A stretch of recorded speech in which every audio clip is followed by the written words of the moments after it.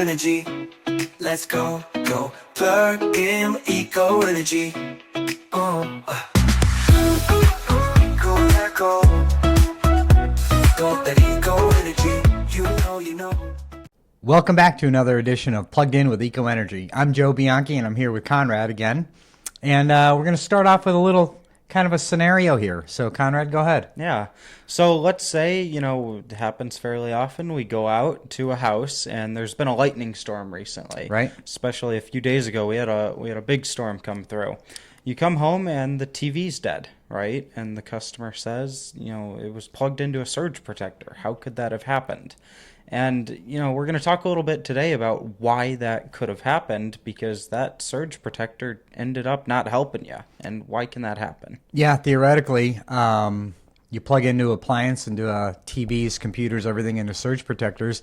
So we're going to talk about if there's a difference between that $20 surge protector you bought for your TV and a whole home surge protector, which is something that we install on houses. Yeah, fairly. So we'll get down into that. I want to kind of talk about can not even just be lightning. Mm-hmm. We run into the problem a lot where, like today, we're experiencing high winds in the area, and there's been flickering in the lights on and off. Oftentimes, utility switches power supplies, rediverts power from one wire to the other, and whenever you have that little blip in power, that's a noticeable power drop, and then you have an immediate surge after that. So it can even happen with large appliances in your house. Your AC kicks on, you see the lights dim. Your dishwasher kicks on, you see your lights dim. Those are also power surges and drops as well. We run into down power lines. If you see down power lines, that's another issue that we can see. Transformer dropouts. There's so many things that cause power surges and drops. Have you seen a surge kill something in somebody's house? I guess, what's the most memorable thing that you've seen a surge kill? It happened to me in my house. This is probably 20 plus years ago, where we had a power outage, and when the power came back on, there was a surge, and it literally took out almost every single appliance in my house. Jeez. It took out the TV. It took out the back then it was a VCR DVD player. It took out all the electronics in the house. That's crazy. It was amazing. It happened instantaneously. And back then, surge protectors weren't really a product that you could put in your house, or at least they weren't common at all, right? Definitely the whole homes were not readily available at that time, for sure. Yeah. So what's something are all surge protectors built equally? I have surge protectors, like my computer's plugged into a surge protector. Yeah. Are all those the same? Yeah, fair question. I think higher level here, though, we'll look at what's the difference between a whole home surge protector and a type 3 surge protector. So there's type 1, type 2, type 3, and type 4 surge protection. Type 1 is a surge protector that goes on the line side of your power supply. These are not normally common. It's typically a type 2 that we install, which is on the load side of a panel. And then you have your type 3, which is what you were talking about, where you plug it in. It's a point of use. Right. And then type 4 is a surge protection that's built into equipment. We see that a lot on electronics, like higher-end electronics. We put a lot of lighting in. And on a lot of higher-end lighting, there's built-in surge protection with that. So basically, looking at those 4 types, and then even in subtypes into especially type 3, there's a lot of variation in the type 3.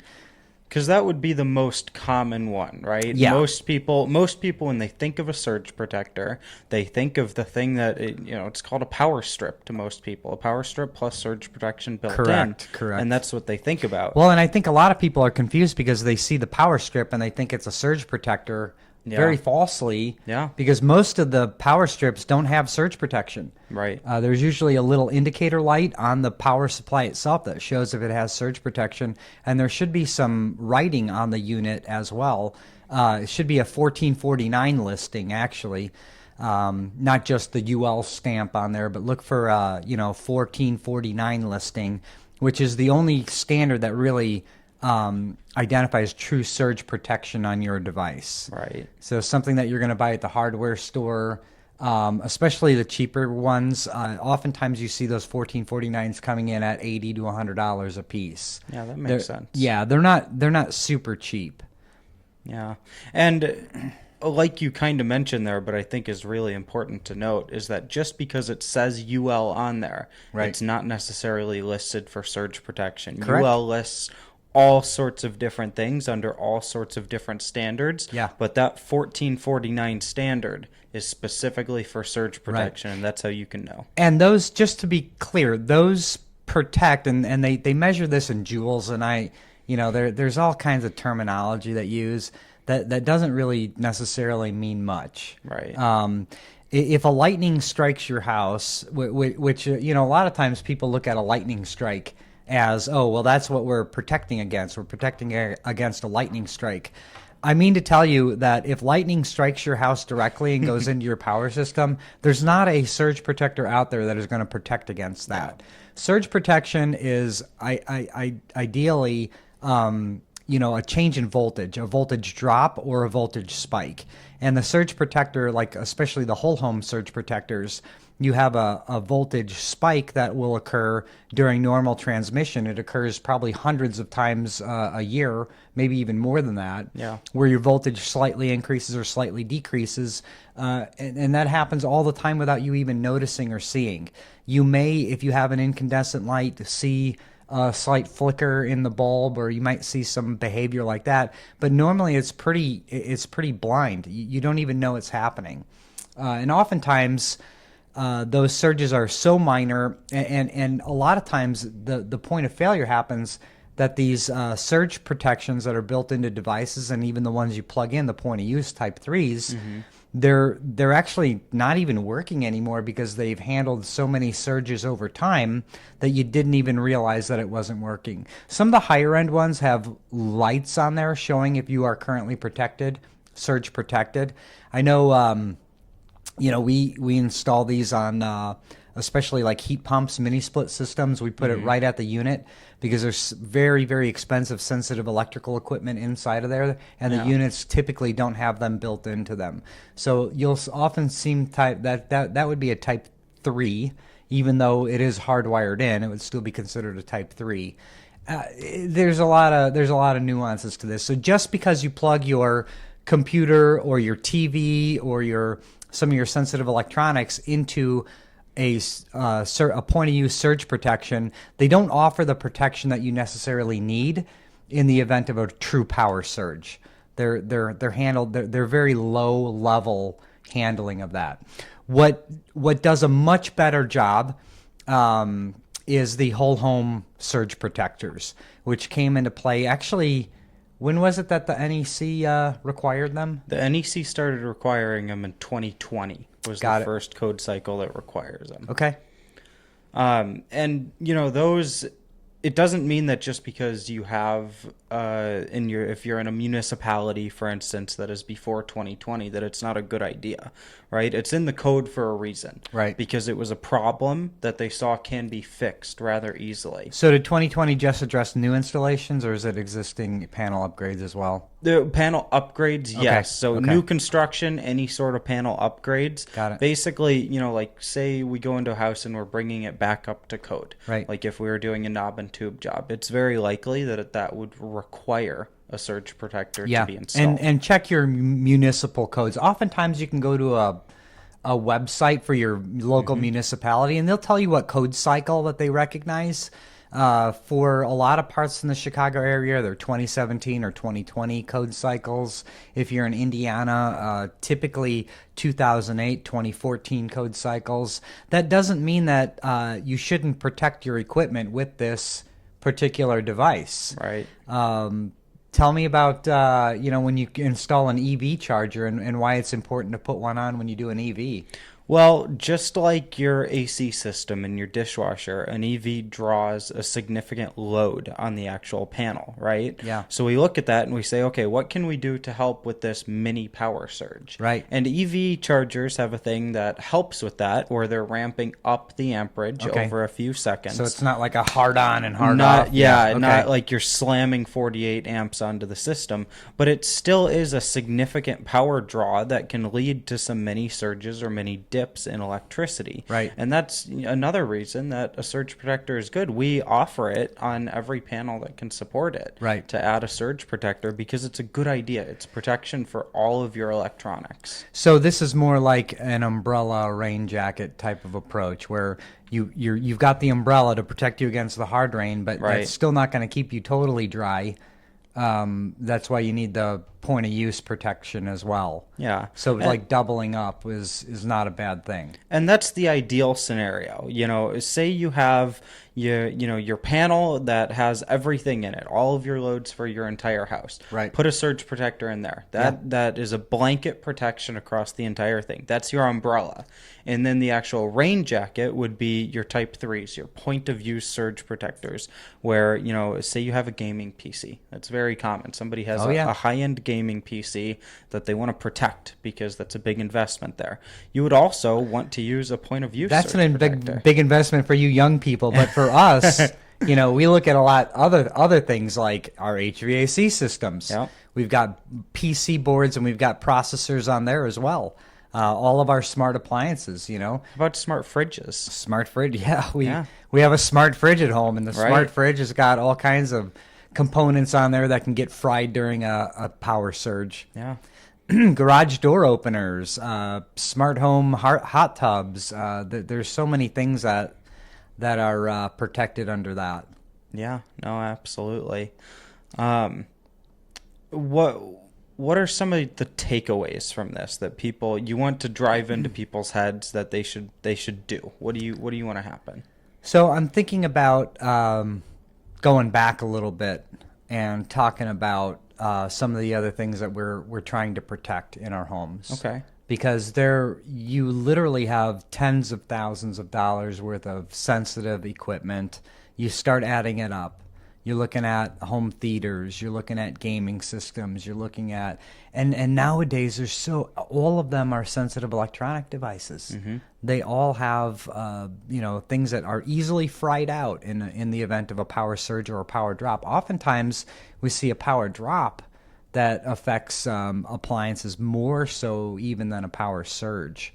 So what we're looking for is to I kind of want to explain it a little bit more on the when we get back to the idea of what it's protecting against. And we talked about a direct hit with lightning, that it's not going to protect you against a direct hit with lightning. But what you don't understand, or what most people don't understand, is when lightning strikes even nearby, there's a current that runs through the ground that your home picks up on, and that whole home surge protector allows you to divert that stray voltage off to the ground instead of entering into your electrical system and damaging equipment. Another thing is lithium batteries. A friend of mine recently lost his house and two dogs to a house fire that was caused by a lithium battery. And I don't know if they determined exactly if it was due to a power surge or a power drop. We definitely know that lithium batteries are very sensitive to surges, and they often cause fire risks when that does happen. If you've ever seen a lithium battery, you should check that out online and see what a lithium battery looks like when it ignites. You're not going to stop that fire. Yeah. That's even most fire departments don't even have the equipment to stop that kind of thing. But you can prevent that power spike with a whole home surge protector. Really? You can definitely help out with that. Yeah, for So sure. the way that I do it, I have my iPad and my laptop are in my backpack. Right. Every night I bring it home and I plug it in. I have that plugged in to a surge protector that's Right. plugged into an outlet, right? So that would be a type 3 surge protector, Right. correct? Yeah. And then in the panel, you want to have a type 2 surge protector. Right. And that is protected at 2 points. So we have a little bit of redundancy there as well, Correct. right? So we have a Correct. type 3 and a type 2.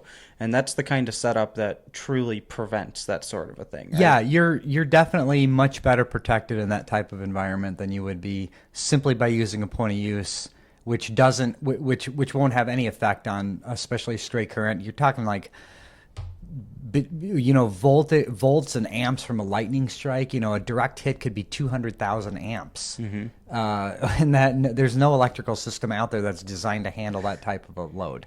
So. Even your whole home surge protectors, which are phenomenal and prevent a lot of issues, can't protect against a direct lightning strike, but it absolutely can protect against power company spikes and drops in voltage, and it can also protect against those power surges you see from a lightning storm as well. So make sure that those whole home surge protectors are installed. So let's talk about a little bit about price on these things. What if I'm installing a new panel, or I'm installing an EV? What's typically the upcharge for a whole home surge protector? Yeah, so the actual unit itself ranges a little bit, Okay. Depending on the panel type, because you have Right. to have one that is made specifically for your panel. Otherwise, it might not work properly. Right. But you're in the neighborhood of $100 to $200 for the actual unit. Right. And then, it's a little bit of labor time too. Right, couple hours. Couple hours, Yeah. typically. So you're at $500-$600 you're out the door. Yeah, you got your whole even home protected. potentially a little lower, between Okay. $400 and $500 is what I usually see. Okay, So that, it's a lot of protection for not a lot of money. yeah. Right.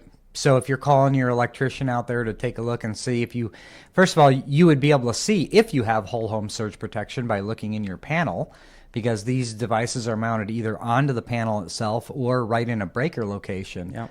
And how do you see those normally? So typically they'll have like a flat face. Normally your breakers have a handle on them Right. that you can turn on and off right there. The surge protectors have a flat face, and they should, not all of them are, but they should be labeled in the panel schedule as a Right. surge protector. And the other thing that's really important to check when you're down looking at it, even if you do have a protector, make sure that they have all of them that I've seen have a little green light. Yep. That turns on when it's protecting. Right. And you want to make sure that that green light is on, because sometimes, after years of use, they have protected against as many surges as they can protect They against. have a shelf life. Exactly. Yeah.